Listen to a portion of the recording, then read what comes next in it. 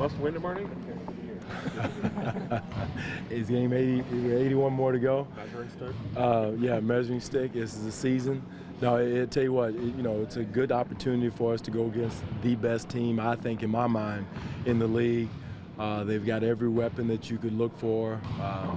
The best player in the world, the best, one of the best, rosters put together in the world.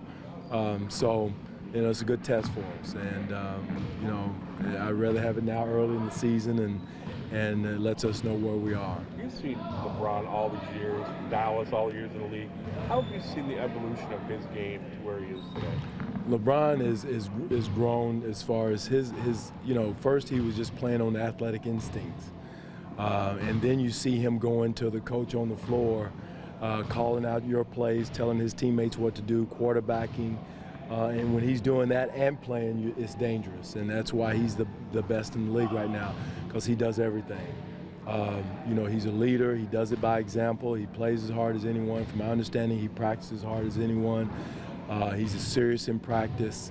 So and your team is usually going to go the way your star player goes. And that's why he's who he is. But his growth over the years to intellectual player from when he started out with Paul Silas is day and night. And is it unusual to see that in one player? No, I would say Jordan went through that. Jordan had quite a few years that he didn't make the playoffs, and then he morphed into that intellectual computer on the floor. And Magic Johnson kind of probably had it a little bit earlier than all those guys, but a lot of superstar players, have that. And unfortunately for us, the guy we're going against tomorrow night has it too. They've only made really one change with Dunleavy. Have they changed that much? Not that they had to, but. No, that's a big catch for him was Dunleavy, because he gives them another shooter, another smart player, another veteran player that knows how to play. Again, they're a lot like we are as far as continuity is going to be huge for them and us. So, I think, again, the hub is around James, LeBron, and so, you can put a lot of different pieces around him, and he's going to make a lot of people better. If it takes a village to defend against that team, you must be kind of buoyed by the effort you saw from your team last night from various players on defense. Well, it takes a whole team. One guy's not going to stop him. It's got to be 5 guys tied together, understanding timing, when to come, when to rotate, when to get there. Is going to be huge. It's not just the guy guarding him. It's the guy coming off of Tristan Thompson, the guy coming from the elbow to help, coming from the weak side. And then the rotations out on the weak side has got to be huge. So it is a timing, more of a zoned up situation, so to speak, to guard him. I mean, you can put different bodies in front of him, and he's going to figure out different ways to try to attack it. So is the first pressure, the first line of defense is the guy guarding, but then the second and third and fourth line has got to be ready to go and do their jobs. Where is Damari Carroll at now compared to where he was in April and May? He's healthier. He's healthier. He's who, why we have him here is to defend. Again, I don't know, it's not fair to say Damari Carroll's going to stop LeBron James by himself or any player on our team. That's why everybody's got to be tied in together. And I get more upset on the people behind Damari more so than I do the guy guarding LeBron James. Or, you got to put Kyrie Irving into that conversation too, because he's one of the toughest guys to guard in the league. So we have our hands full defensively tomorrow night, and we got to make sure we play with a force and a alertness with the other guys around those two. I think that's the key, because you got a guy like Dunleavy, you got a guy like Kevin Love, you got a guy like Tristan Thompson rolling to the rim, that everybody's got to be tied in, because there's a method to their madness and what they're trying to do to you. Is that a game that you really wonder how Pascal will respond, since the responsibility of being that guy behind him is so much more acute? That's no question. That's why they call them rookies. But again, the only way a rookie's going to learn is to put him in the fire and get his feet wet. So I do know this, that he will compete and he will play hard. And is he going to make mistakes? Yes. So again, that's the challenge we have, to help him out as much as we can.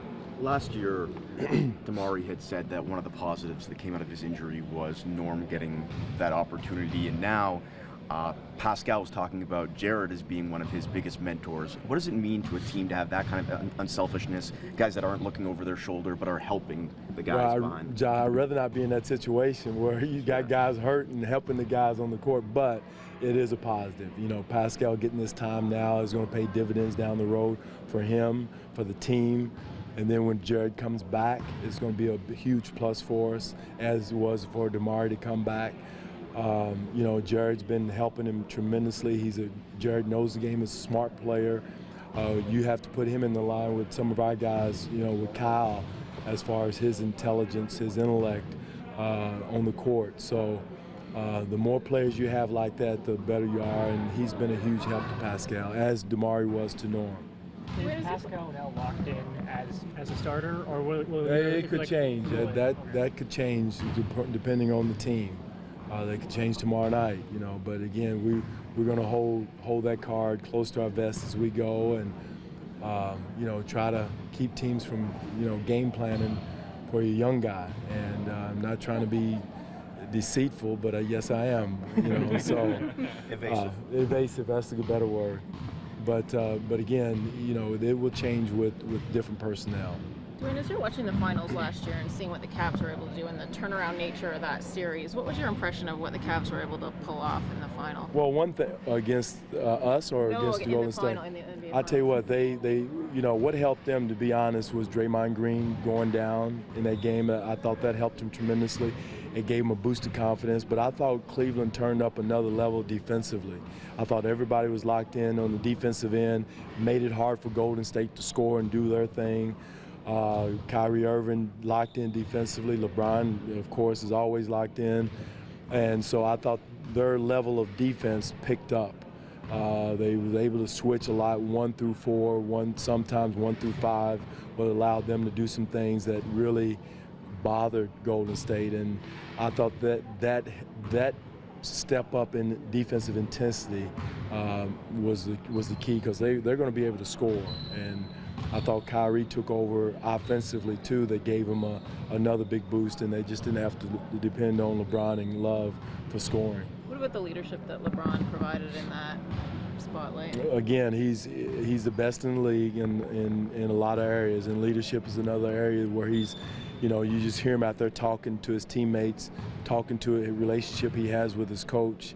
And you know, just so many things that he does, you can't put a finger on it, or dollar figure, so to speak. So, you know, he is that team. He's the hub, and everybody else is locked in around him, and difficult. And that's what we're trying to build. We're trying to build the same thing with our guys, built around Kyle and DeMar, and our guys are buying into their roles, just like Cleveland. Everybody on that team knows their role, and I really feel like everybody on our team understands their role on the team, what they have to do. Some nights it's going to be DeMar, some nights it's going to be Kyle, some nights it's going to be JV, and that's going to change, you know, each and every night. And when that team locks in and buys into that role and that type of dynamics, you're going to have a good team.